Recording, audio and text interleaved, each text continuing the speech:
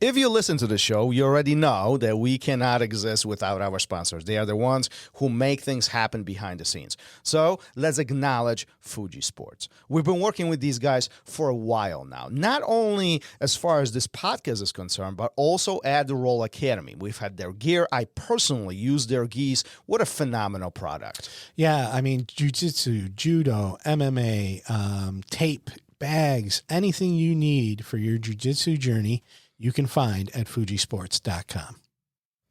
Let's talk RŌL TV. There's so much content on there. It's ridiculous at this point. But I think what is even more intriguing, as time went on during the project, we've been recording most of the events that were taking place here at RŌL Academy. At this point, I mean, we have guys like Chris Howder, Armand Fadi, Rafael Lovato Sr., and Pete the Greek. I mean, there are so many different events that we've kind of recorded it. Don't you think that's amazing? I mean, points of reflection and kind of going back for all the students to see what really happened and refresh their memory. Yeah, I think it's great, you know, being able to go back and look at all these high-level practitioners, Octavio Cudo, like one of the names you didn't mention. And I mean, just these guys that have been doing this for so long come in, teach these amazing seminars and workshops, and it's all recorded and there for you to watch. Yeah, absolutely. So if you want to get additional savings on all this, type in code RŌL Radio at the coupon and get additional 30% off of your membership. Nice. Go to rolacademy.tv. What's up, and welcome to our 2022 recap. On this year's recap, we will play some of the most impactful clips from the past year and discuss our biggest takeaways from a year that brought you incredible guests like Kenny Florian, Ricardo Almeida, Matt Thornton, Ryron Gracie, and Bernardo Faria, just to name a few. But first, we have to say thank you to all the listeners. Without your support, we would not be able to share the incredible stories and insight from those wonderful guests. So here it is, the 2022 recap.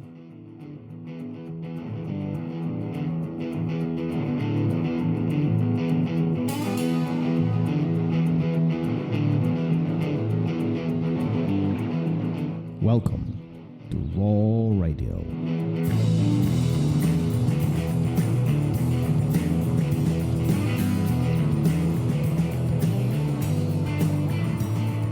There we go. And we're live. Isn't that what you always say? That's what I always say. We're live. I'm going to take that over next year. It's going to be my thing. What do you think? Is it? Yeah, new for 2023. I'm getting replaced. No, well, only partially. There's no replacing you. All right. Guess what? Guess what? It's the end of the year. We're wrapping up 2022.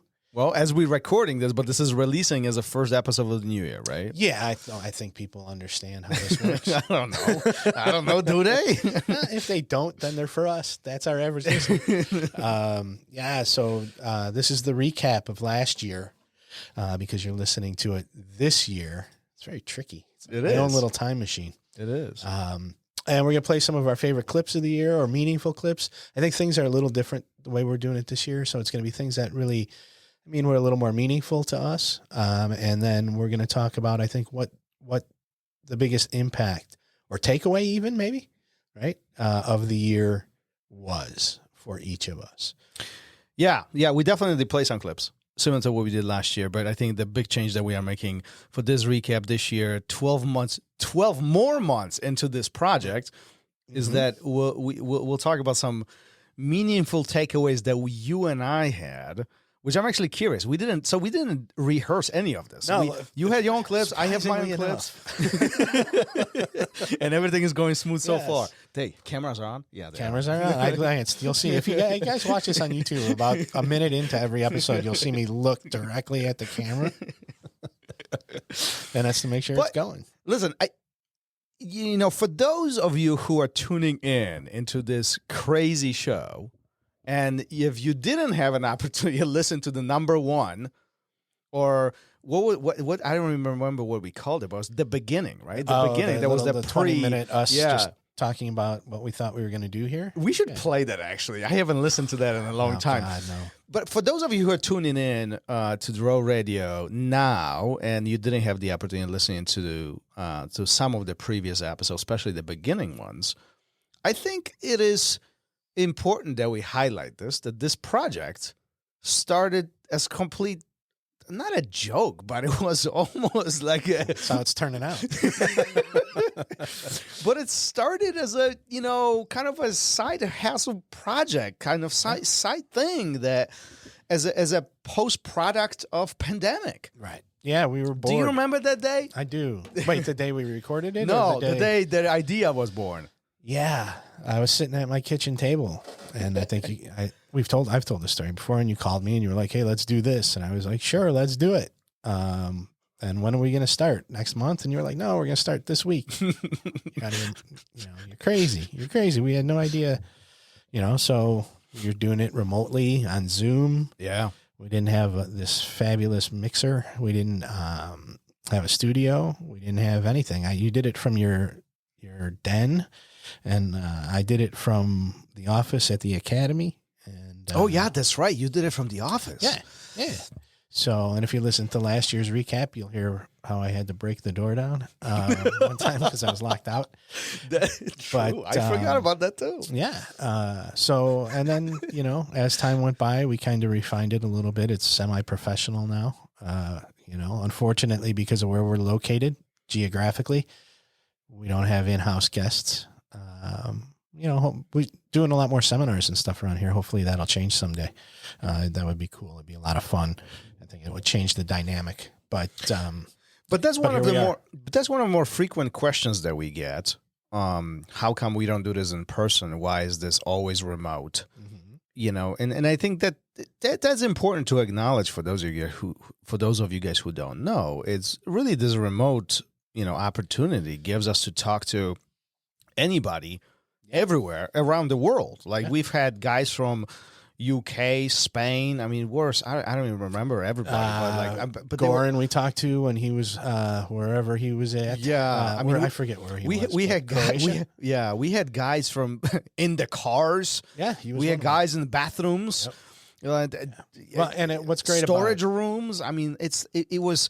But the point is, jokes aside, this technology gave us an opportunity to have some of those most profound conversations. Yeah. We would never have had most of these guests if it wasn't for doing it remotely. And if we had to have everybody local, well, that's what it would just be, right? It would be local people who are great, who are, would probably help us create amazing episodes.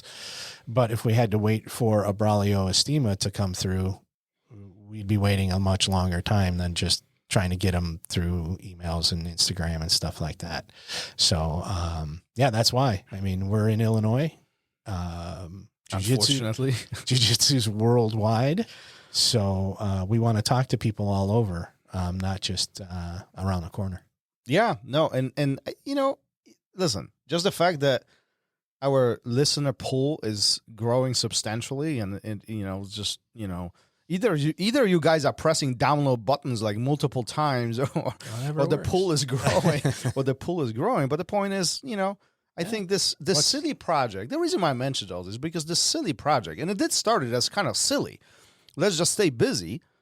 It turned into over 2 years now, right? Mm-hmm. Over 2 years of 2.5 years, small production, and again.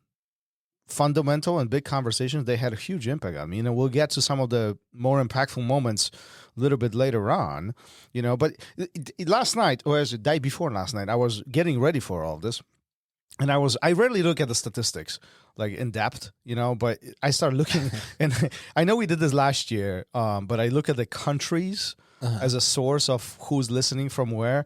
Man, there are some of those countries I don't even know what they are. Like I had to look it up, but like we had I'll mention a few of them here because it's interesting. Like we had guys from Algeria, Kuwait, nice. Russian Federation. I mean, I don't know if that's good or bad, but they are listening, Luxembourg, Pakistan, Belarus, Morocco, Slovenia, Nigeria, Jordan, Jamaica, Greece. I mean, it goes all over everywhere. That's awesome. I mean, obviously, majority of our listeners are from US, UK, Australia is number 3. Nice. Australia is number 3? Australia is number 3 as far as the most listens.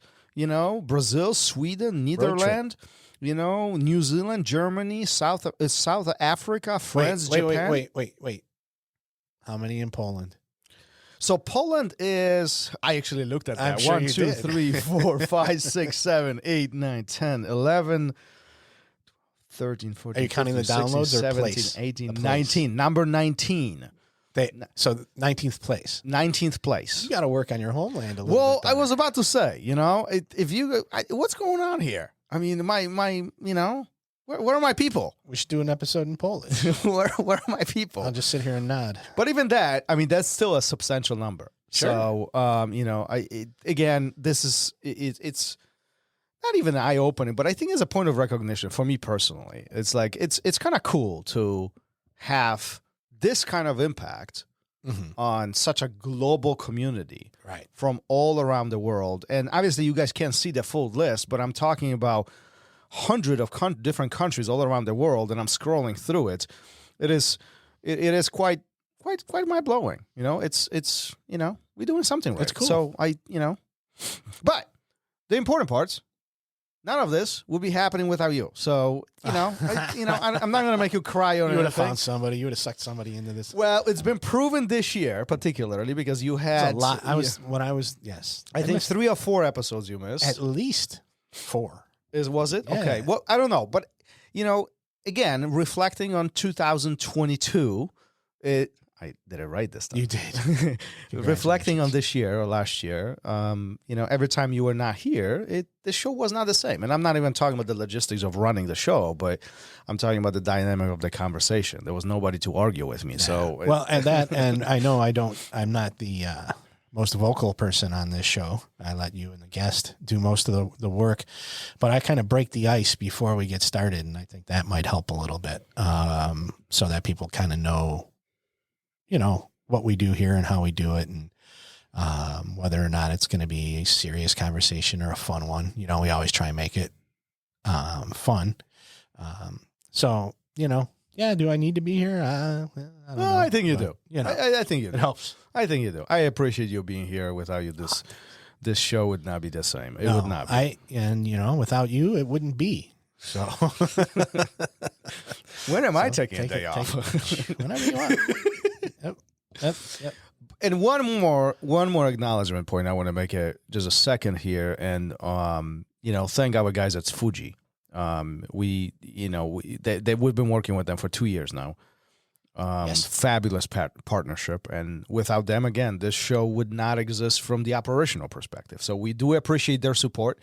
Fujisports.com. Fujisports.com. You'll see hear some of the ads flying all through everywhere, and it's fabulous to partner up with them and continue doing the great work and impacting jiu-jitsu community all around the world. Yeah. Yep. Absolutely. All right. So what's the first thing we're going to do here today? Well, why don't we play some of the clips? Sure. What do you think? Absolutely. Let's do it. So we're going to have 3 each. We're going to alternate 1, 2, and 3 between us. We're going to start with you. And we're going to start with number 83, episode 83, Victor Estima. All right, let's do it. Let's go. One rule that I have about this, a competitor has a selfish mindset. Yes, 100%. And a teacher and a good coach has a selfless mindset. Yes. They are contradicted. They're going directions completely different. They merge, they begin one way and they have to relate, but they are completely different things. And that's why when you ask me and you state the best competitor, the best, I have a hard time to value only the medal. Because the best, I saw many people who are the best implementer of the rules with a more limited jiu-jitsu knowledge. I've seen lots of that. And I saw a lot of knowledge in jiu-jitsu that didn't have the attention to follow a set of rules, particularly to win on the edges, and they are less valued in a tournament. And I don't think that is another comparison. It's so hard. That's why I always go back into value contribution. How much do you add value to jiu-jitsu? I think you add value to jiu-jitsu by your style. your mentality on the mat, what you're trying to accomplish, and what you set for when you step on the mat. That's more important than just winning. What you do every day for jiu-jitsu when you're not competing, that defines your qualities. And again, we're never going to find the best. You're going to find great approaches that are contributing and adding value in different ways. And who wins really the best of jiu-jitsu is the jiu-jitsu community.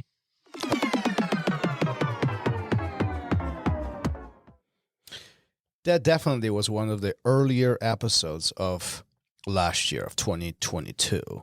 I think it was first or second one. I don't know exactly, but it was early on. And it wasn't the first. I know for some reason the first sticks in my head. But but very early. It was early on. What did you think?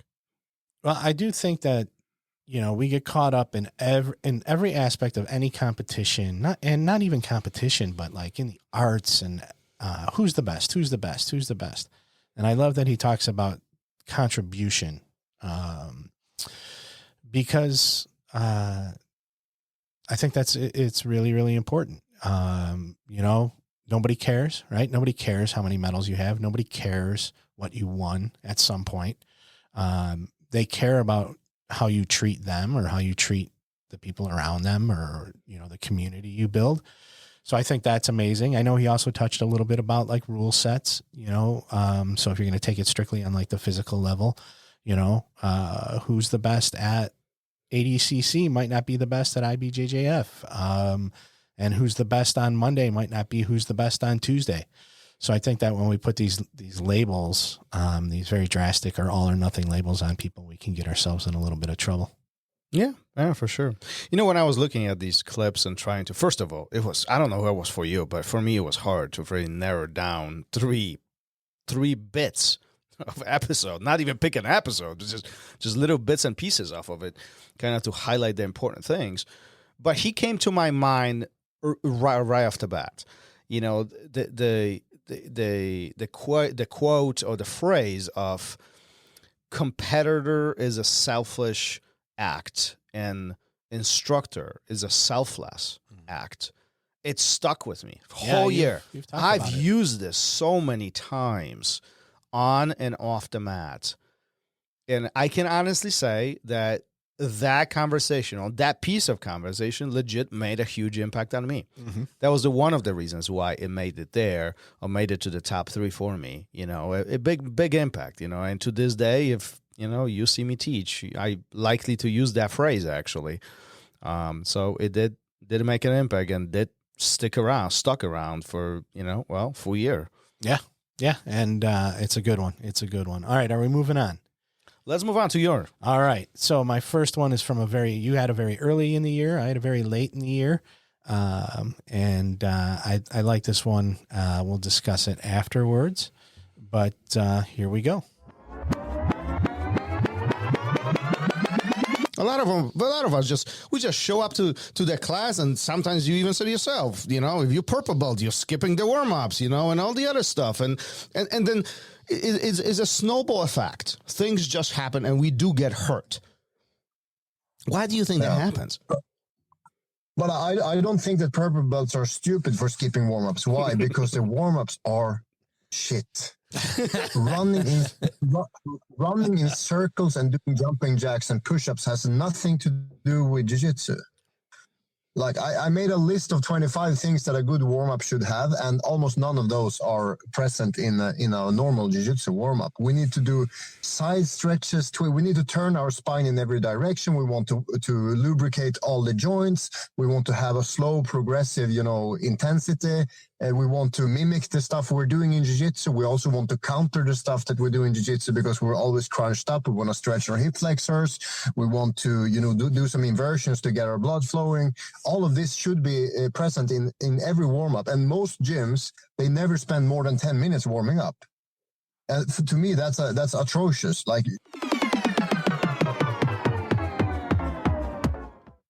All right. right. So that's Sebastian Brosche from Yoga for BJJ. It's kind of silly, but it made an impact on me because I personally benefit from yoga, from TACFit, doing these things, these motions, these stretches, much more so than running and jumping jacks and push-ups, which they have their place. But, being at my age and my physicality, if I don't do those other things more, I hurt, and I hurt a lot. And, Sebastian was talking about it's not the muscle and how far it can stretch. It's the nervous system and what that pain threat, that level is that you can learn to bear, and it becomes easier. Without the, whether it's what he does or yoga from a studio down the street or something you saw on YouTube, I think the benefits really outweigh anything that you could find that could possibly be a negative. But more importantly, he's trying to change the culture a little bit in jiu-jitsu and say, hey guys, this is what's going to give you longevity in your jiu-jitsu, is doing these things instead of the other. And plus I just got my purple belt, so I don't want to go to warm-ups. There you go. Right. It's giving fuel. That's the real reason. Giving fuel, the purple belts out there. I think it's almost mind-blowing when you look at a long period of time, how we change the approach to some of those things on the mat. Mm-hmm. So, I remember way back in my 20s, when I literally had the same approach. Who's going to warm up? Who cares? I don't want to run in circles. I don't want to do any of that stuff, and our warm-ups were by far more physically intensive than we have right now. But in the last 2 decades, few things have changed. One, we gained some intelligence behind what's necessary, what's needed, what is not needed, and the continuous evolution is at point number 2. Like, jiu-jitsu changes, continues evolving, and I think what Sebastian is trying to do is make an impact in a very different way, right? So if you look at just at world in general, it is people who appear to be crazy. they are crazy enough, but they also make a huge impact. And I'm not saying Sebastian's crazy. My apologies, Sebastian. You're a cool dude. He is a cool dude. But he's definitely challenging the status quo. Yes. He's challenging the norm. Mm-hmm. He's challenging what we've done for decades. And, I think we let you decide whether that's something that is working or not. Yeah. And I think only future will tell. But I would encourage you to actually look at it objectively and, make changes if so you desire. Yeah, and I think it's any change, big shifts take a long time. And I think that, he's got some very lofty goals. He even said, why make mediocre goals? Which goals could have been something that we talked a lot about. But I really see it as it's necessary for longevity, right? I'm 52. Every guy that walks in this place who's over 36 is like, hey, how you doing? My neck, my hams, it's always something's bothering them, something's hurting them. And what do they do? A lot of people, what do they do about it? They don't do anything. Or they think, I'm just going to get back on the mats. And, I even brought it up to Sebastian. Oh, yoga, jiu-jitsu is yoga, involuntary yoga. No, it's, if you look at the positions we put ourselves in, it's actually the opposite. Mm-hmm. We're contracting a lot, right? Mm-hmm. Our hips are tight. Everything's hunched over. Our shoulders are forward. Mm-hmm. All those positions that we say are bad for us, we do on a regular basis. So you need the opposite for your body. And I think it just, I'm not plugging anybody or anything, but it's, in the past week alone, getting out there and doing it every day, it's changed a lot for me. So that was a big one for me. Well, it's not about plugging anybody. I think it's more about really Yeah, I look outside of the box. I mean, Right. the whole point is that we need to do more than just show up, pound each other into the ground, and go home. Yeah. I mean, that's all beautiful when we're in our 20s, but I'm telling you from my own experience, 22, 3 years on the mat at this point, 20 plus years on the mat. And I'm telling you, I feel it, right? Yeah. I think Zanji said this, right? It's not the amount of years, but the wear and tear that matters. Yeah. If you can manage the wear Bernardo and tear, brought that up too. is it Bernardo? Okay. But it's the wear and tear that matters, right? So let's minimize the wear and tear, and the longevity just expands, right? I mean, we all want to train Yeah. like Silver Fox, right? Sure. I mean, When we were talking to Robert Miller, he was talking about, people want to lift, you want to get stronger. That's great. And there's a place for that. But there's this other place that you need to explore in order to stay on the mats. So, all right, cool. all right, let's Are hit we the next moving on? one. Yeah, let's go to the next one. Your next one is from Matt Thornton, who I was super excited to talk to. But let's hear it, and then we'll discuss it. Jiu-Jitsu, we mentioned this. Jiu-Jitsu is such a phenomenal activity, sport, hobby, art, where we can do it for an extensive period of time. But it's not a secret. Older we get, there's wear and tear. Even though we can do it, things change, not only with our body, but also with the way how we can perform that art, perform that jiu-jitsu. Let me pick your brain a little bit. Old man jiu-jitsu, old guys. We both, you and I, we all getting there, okay? Heading in one direction. Gary's 95, so, he's already over there. But you and I, we are youngsters. I'm 51. And how old are you? 43. 43. Oh, you're young still. I know. We are. 43, are you sure? I thought you were 46. No. 43? I know how old. Wow, you look terrible.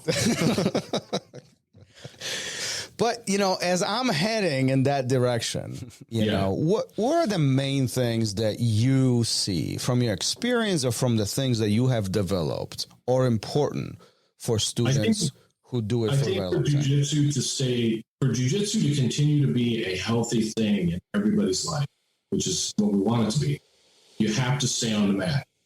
You have to stay on the mat. You have to stay rolling. And what's going to happen as we age, I'm 53 now, and what inevitably happens is it gets harder and harder to deal with the younger black belts that are coming up. Some of our black belts in our gyms now, they started training with us when they were like 5 or 6 years old. By the time they become 18, 19, they're black belts that have been doing jiu-jitsu for most of their life.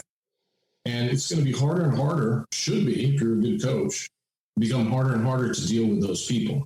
And one of the things I try and remind coaches is, listen, if you're not creating students that can beat you, you're incapable of creating a world champion. Because there's no way that I could go down to the Mundials right now at 53 and medal. It's just not going to happen. I couldn't compete in that many matches at my age. There's just no way. And so by definition, if I'm going to have someone go down and compete in the Mundials and medal, they're going to have to be somebody that's capable of beating me. And so our goal is constantly trying to create people who are capable of beating us. And along the way, not let that cause you to get off the mat. You need to be smart about picking your training partners so you don't get hurt, but you have to stay on the mat. And as you stay on the mat, you're going to have those kind of ego run-ins with your own ego. I have those all the time. We all do. And I think that is a really important part of the process. That's a whole nother set of lessons that jiu-jitsu offers us as we go into our 50s, 60s, and 70s, that people who quit or who stop rolling because they don't want to face those lessons never get to experience. And I think it's an important part of the whole trip.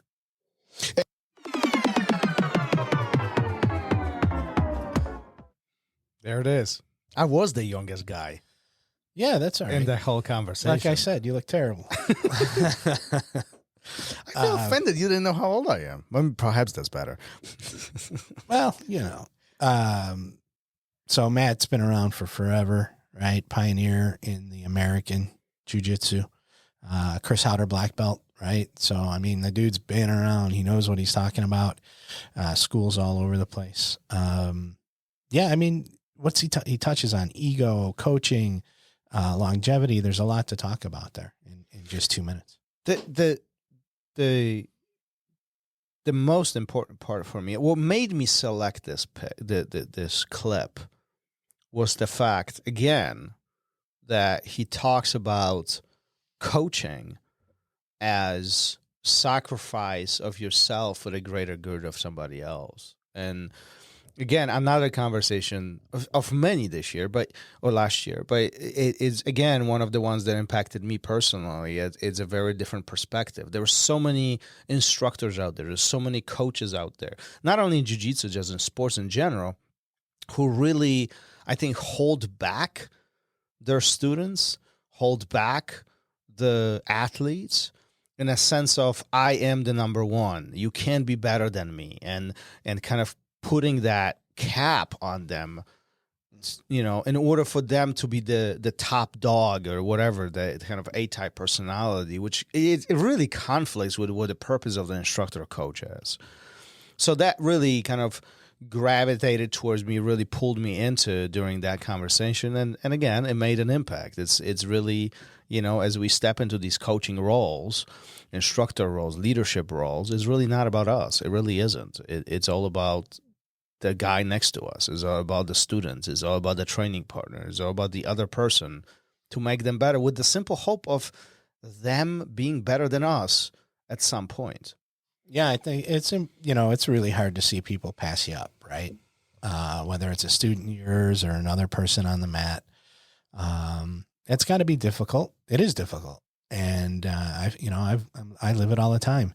But you need to put yourself aside, for others. And I think on the mats, off the mats, again, changing the culture a little bit, maybe, even though he's been in it for so long. But that's a shift that needs to be made. Otherwise, you go back 20 years and you start having all those conflicts between gyms and coaches and creanche and people leaving for different reasons and bad blood, to now it's like, a dude whose gym's not that far away comes in to yours for a seminar. Yeah. It's like, let's all learn from each other. And I think that's part of that letting go of the ego, and doing things for others. I want the gym, a couple miles away to be successful, only slightly less than this one. Yeah. I agree. There you go. There you have it. Anything else about Mr. Matt No, Thornton? let's move on to the next one. All right. Yours. Rick Ellis. Oh, yes. Rick is great. Been around, another guy that's been around for a long time. Check him out. He's got an amazing short film about him getting his black belt and the things he's gone through as an older practitioner. And I'll play the clip here, and then we'll talk a little bit about it. We feel bad about our performance because we expected our performance to be better. Well, if you eliminate the expectation of results, you can expect that you're going to try. You can expect that you're going to have a good attitude. Those things are valid, but you can't really have an expectation of result. I'm going to go in tonight. I'm going to tap everybody. No, you can't have that expectation. So some of it is recalibrating yourself, finding reasons to train that don't have anything to do with your performance and more to do with you're just there with your friends having fun and so on. But yeah, it can be difficult to get people to stick with it, or to want to continue advancing, because it's very difficult. So does that mean that performance or the end result is not as important as the work that we put into it? The process. I'm a huge fan of the process. You have to learn to love the process, not the result. Because if you set a goal that's out there, but every day is a grind to get there, and you're struggling because you're not having fun, well, you're not going to make it to the goal. Whereas if you find reasons to be joyful and have, positive feelings about those things that you're doing, then you're just immersed in this process, and the result becomes secondary to that.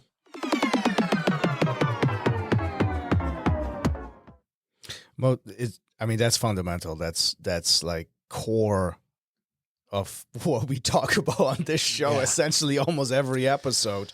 Yeah. Not only jiu-jitsu, but life in general. Yeah, for sure. And it's funny, coincidentally, an hour ago, somebody was here talking about their progress, and they're not really too happy with it right now. And I overheard it, and I was like, oh, I got that clip of Rick coming up. And I think that we have expectations for ourselves or what we're going to do. And when they don't come to fruition, well, a lot of times we don't ask why. Okay. But the other aspect of it is, okay, it didn't happen today. How do I get better? What can I do differently? But also realistic expectations. What he talked about, going in and I'm going to tap everybody tonight. Well, what happens if everybody tonight is just way better than you, has way more experience than you, is younger than you, is more athletic than you, is stronger than you? Well, there goes every expectation you had. You are going to have an awful night, right? But if you go in saying, hey, we always talk about the 1%, I'm going to do a little bit better today than I did yesterday. I think that's a realistic expectation, and probably not as soul crushing when it doesn't happen. You can, all right, well, today wasn't my day. I can do it tomorrow. Sometimes lowered expectations are good. Somebody was leaving open mat and I was locking the door, and we were saying goodbye. And I said, next time we roll, you're only submitting me once. That's it, once. And he laughed and I laughed. And whether it comes true or not, that's my expectation. That's my goal for the next time I go with that guy.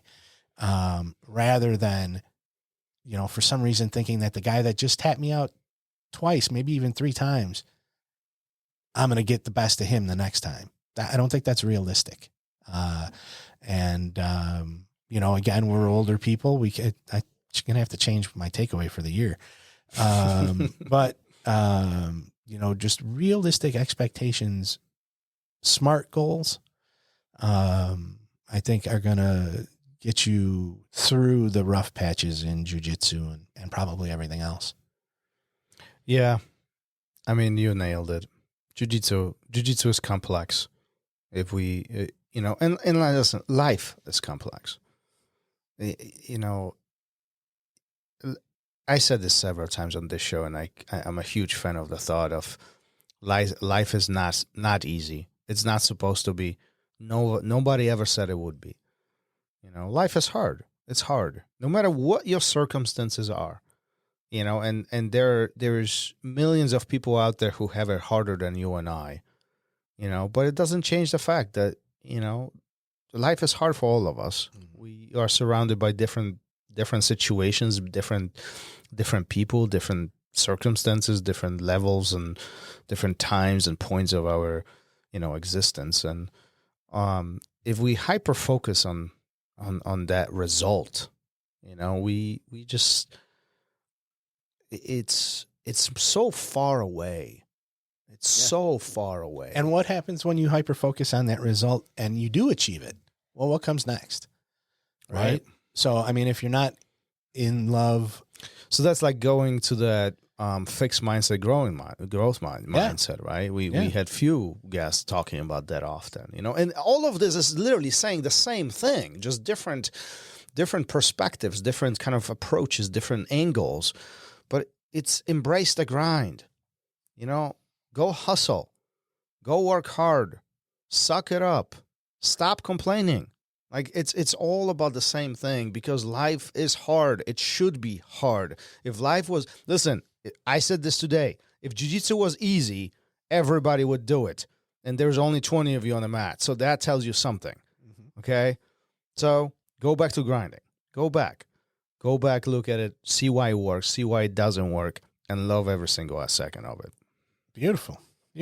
All right. Are we moving on?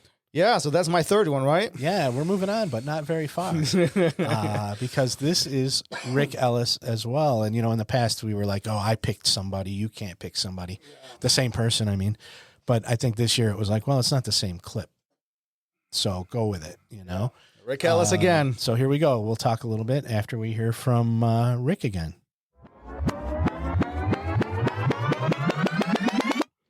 And I do think that deep inside, we actually can do hard things. We are designed to go through struggles, and we are designed to troubleshoot. We are designed to overcome the obstacles that are ahead of us. Just this, current times, I guess, puts us in this predicament in a way where we are trying to protect ourselves, yet we have these obstacles ahead of us. And I think that's one of them. Personally, I think that's one of the main reasons why jiu-jitsu is so appealing. It's so difficult to start, but once we get a taste of it, we get very quickly sucked into that vortex of jiu-jitsu. Yeah. It's hard to even stop doing it. Like, I have few students, like even the last night, I was like talking to this gentleman. He's in his mid-40s, maybe 50s, and he's like, I can't stop doing this. I can't stop. I gotta come back tomorrow. I gotta come back tomorrow. This is just crazy. Yeah. I mean, a lot of people quit jiu-jitsu, and you don't always know why. And I think it's a combination of reasons, but the ones that stick with it, they get it. It gets in your soul in a way. I mean, it's so powerful. Just going to roll, I consider it meditation, because you have to disconnect your mind. You can't be thinking about what you're going to do tomorrow, or that problem at work, or the fact that your girlfriend is mad at you. I mean, you can't think about anything other than the immediate problem you're facing with that opponent. And so I find it to be a way to just interrupt all of the thought patterns, interrupt everything. It's meditation, a dynamic meditation. And also that neurological reset. There's something very visceral and powerful about sparring that you can't get just by going to the gym and lifting weights in a very linear way. And so I think it gives you a neurological reset. I think it gives you a mental reset, because you can forget about everything. And, the self-defense is great, but honestly, I think it's one of the secondary reasons of all. It's the connecting of the tribe. Mm-hmm. It's the bonding of the people. It's the challenges. It's the ego destruction. It's all of those things I think are far more important and powerful reasons why jiu-jitsu is good.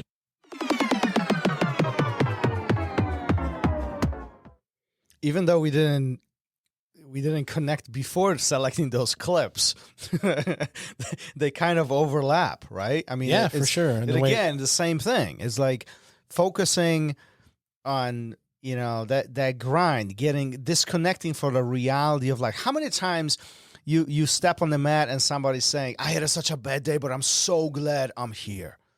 Yeah. Getting to the academy is hard, but the moment you are on the mat, everything disappears. Everything else fades away. And then we are right there, right now, with this problem in front of us, this puzzle in front of us, that we need to 100% devote ourselves to in order to resolve it. And that's, I think, what's not only beautiful, but therapeutic for many people. Yeah, and I also, I find, him talking about the self-defense aspect of it maybe becoming secondary. Mm-hmm. I think in our world right now, we put a lot of emphasis on that self-defense aspect of it, which is important. It's great. It's good to know. It's good to be able to protect yourself if necessary. But I think what it offers more of that camaraderie, the community, overcoming challenges and obstacles, I think is really much more important than the self-defense aspect. Because honestly, Henner said it not that long ago, you could be a purple belt and get your butt kicked in a street fight.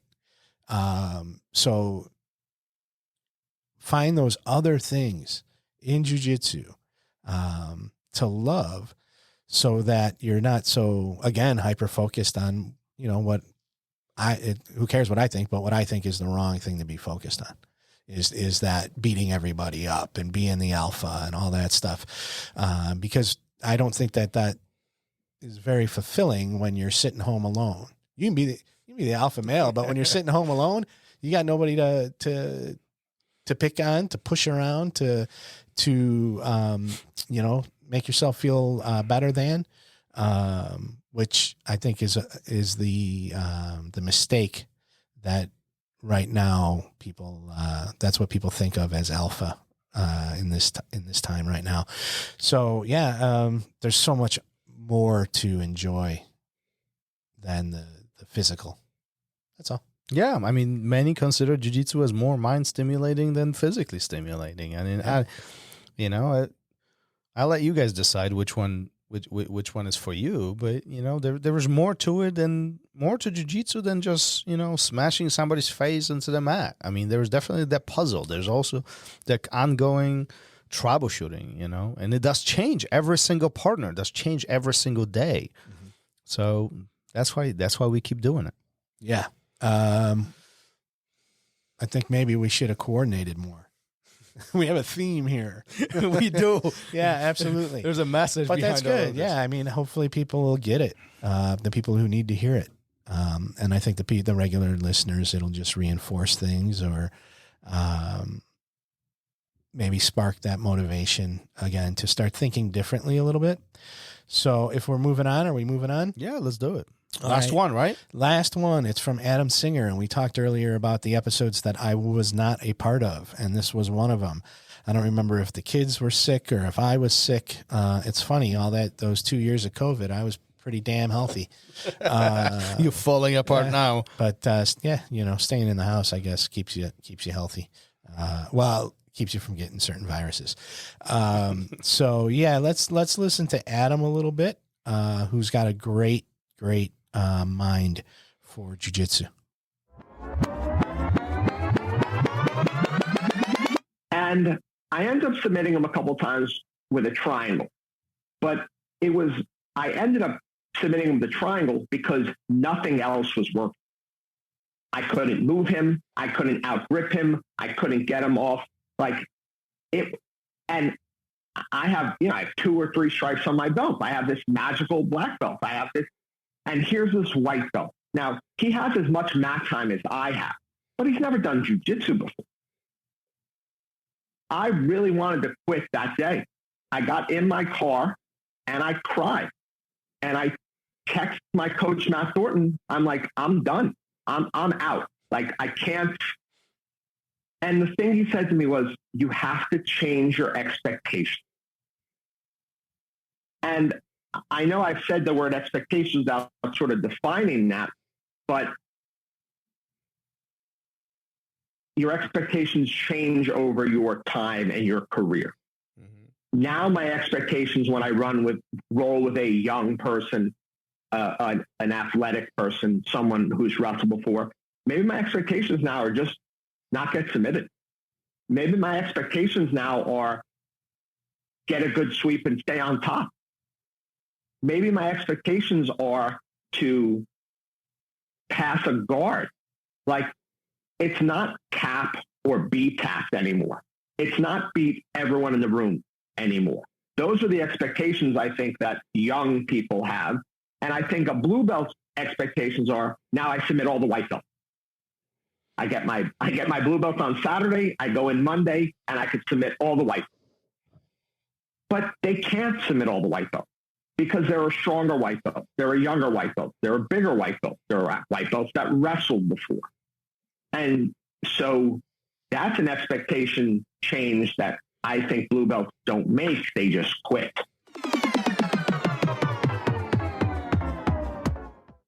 Well, hopefully all of our young listeners don't quit on us and just leave because these old 2 guys, that's all that they'll talk about. But at the same time, maybe young people are the ones that need to hear it. Well, I was about to say, I think, there is a perspective that we've both have created and many, many guests of ours as well. And, I'm wondering what would jiu-jitsu community look like in general if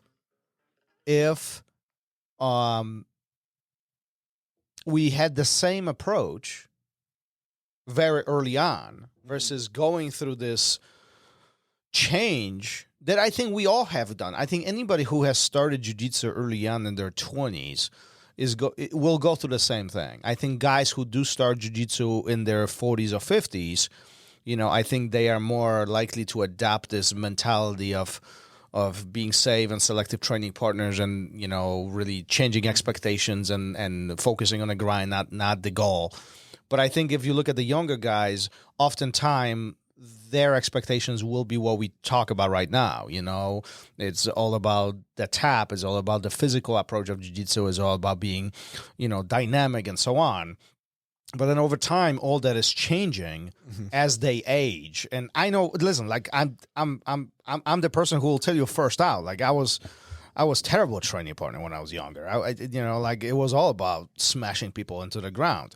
Like in all that has evolved as time went on, and today I'm preaching the other side. So yeah, and you know, the question that was posed to Adam there was, why do so many blue belts quit? Right, Yeah. It had been leading up to that. Yeah, and he brought up his own personal story of, as a black belt with at least 2 stripes on that black belt, you know, he got handled and had a very difficult time with somebody. If you couldn't read between what he was saying, they were a wrestler, a college wrestler, who didn't know jiu-jitsu.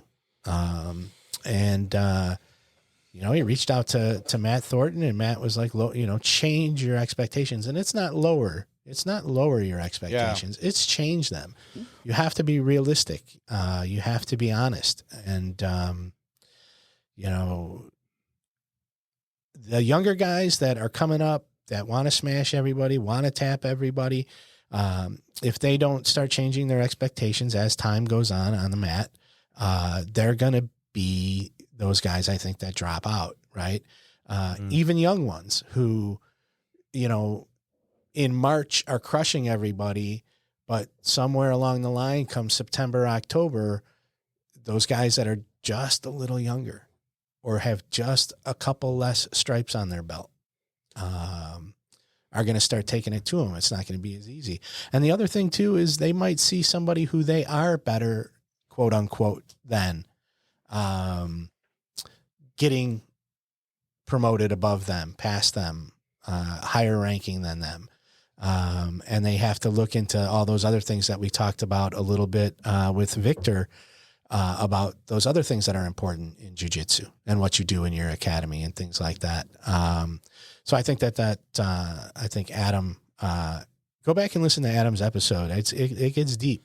He's a really smart dude who's been on the mats for a really long time. If you don't know who he's coached, you're going to be impressed. Yeah. Listen, all of this, last 2.5 years, but particularly some of those clips that we played today, really highlight the, you know, the big. I guess they highlight the fact that this is not supposed to be easy. That, you know, this is difficult. Mm-hmm. It's hard. It's complex.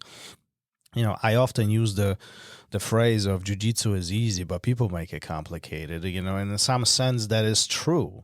Mm-hmm. You know, jiu-jitsu as a concept, as a general thought, is not, it's easy when you understand how it works, you understand how you move. But, you know, this puts in a perspective, like this conversation last hour, you know, really highlights for me that maybe it is not so easy. Maybe this is, you know, this is hard, and maybe it should be hard. Maybe it should be complex.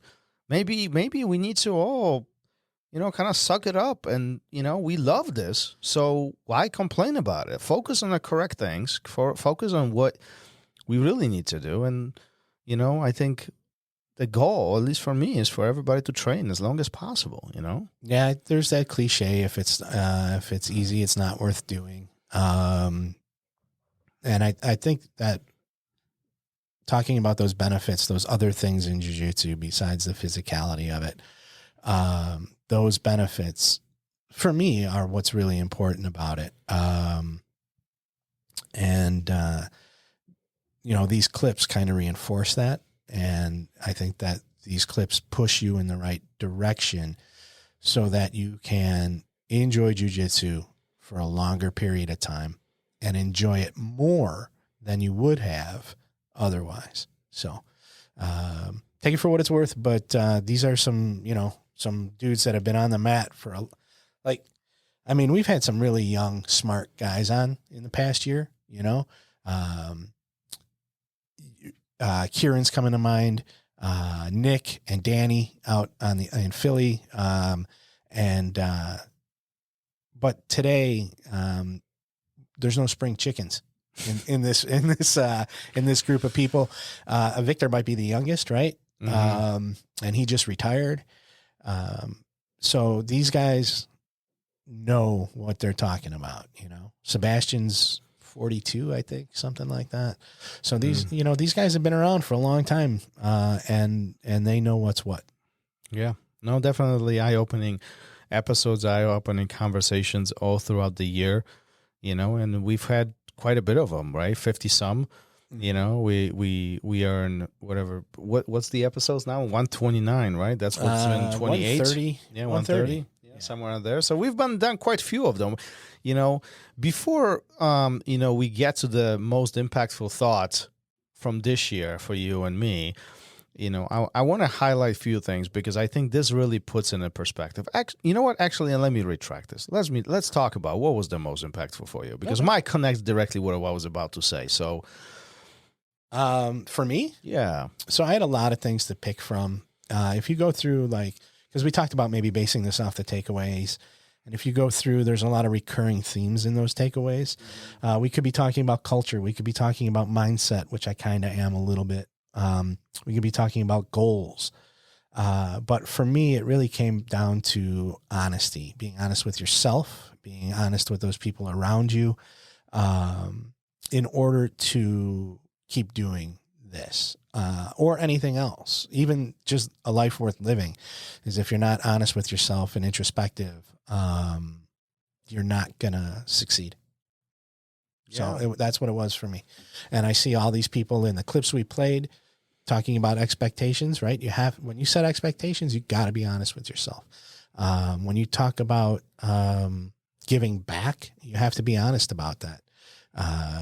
You know, and that's really what it was for me. A lot of people we've had as guests who struggled at different portions of their lives until they sat down and they were honest with themselves about the why. You know, why things are happening, why I act the way I do, until they had that, you know, they didn't become as successful as they had been. Does that sentence make sense?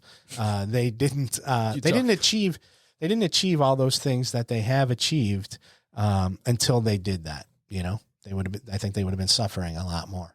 So, yeah, it was honesty. Yeah, honesty. That's definitely a big point. A big thing to reflect on, you know, as we go through jiu-jitsu and we go through life, you know, how honest are we with ourselves, you know, as we make these decisions.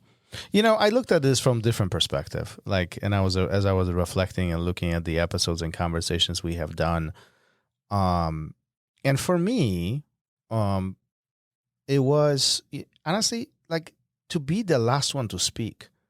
I talk too much. No. That's kind of the takeaway that I had. I talk too much. Well, somebody has to talk here. Well, you know, it's just, and this is where it's sourced. You know, I start looking at the list, and as I was clicking through the site, I was looking at the statistics and other things and different episodes. I was listening to them. You know, and at some point I clicked on the list of most listened episodes, and this is what I came up with: Henry Atkins, Ryron Gracie, Ryron Gracie, The Deco, Dean Lister, Silver Fox, Travis Stevens, Marcio Gomez, Sanji Ribeiro, Braulio Estima, Pro Schreiner, Leah Stump. I mean, this is elite. This is the top. Yeah. This is people who have built jiu-jitsu. This is people who have contributed in a significant way to what we do every single day.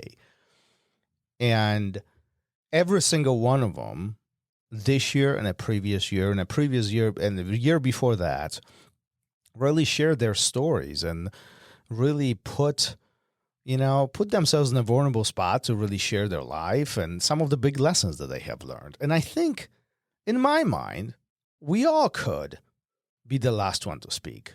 We could listen more. We could be a little bit more patient.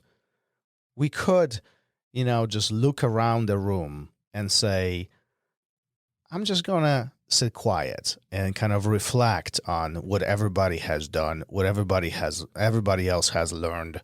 And maybe I can learn something from them versus being the one who has the advice to offer to everybody else. I like it. And I think that, you know, we talked about the beginning, that first 20-minute episode we did 2.5 years ago.